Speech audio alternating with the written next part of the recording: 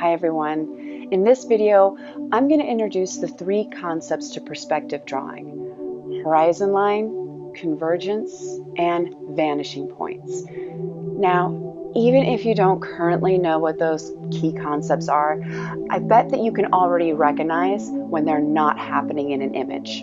Take a look.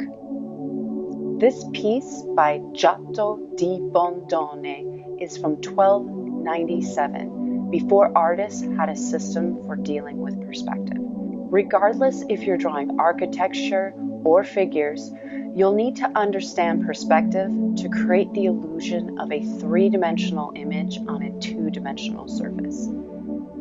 This technique in art is known as foreshortening, the illusion of objects extending into space. When objects extend into space far enough, they lose definition.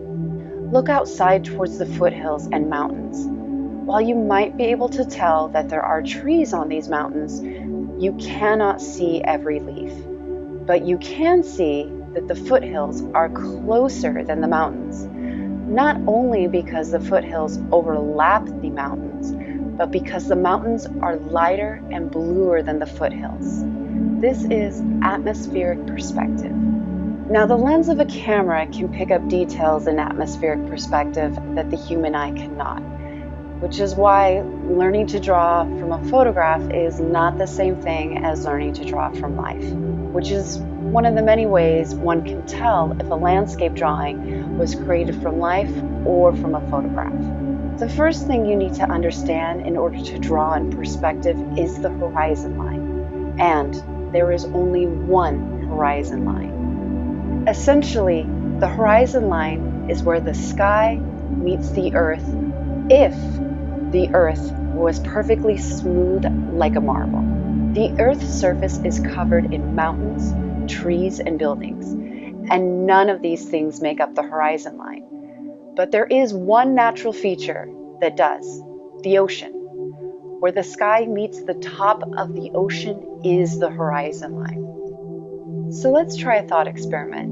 Let's say you're trying to locate the horizon line in a landscape where there's a lot of mountains and trees. You want to visualize the mountains and trees melting and becoming an ocean. That can give you a rough idea of the horizon line. A more accurate way to locate the horizon line is with convergence.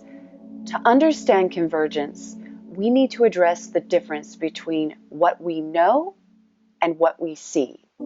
Here we know that the width of a train track is parallel, but when viewed in perspective, the parallel tracks appear to intersect or converge. Where those lines converge will be the horizon line. Thus, the horizon line can be found by locating a point of convergence. Let's take another look. Here we have a road.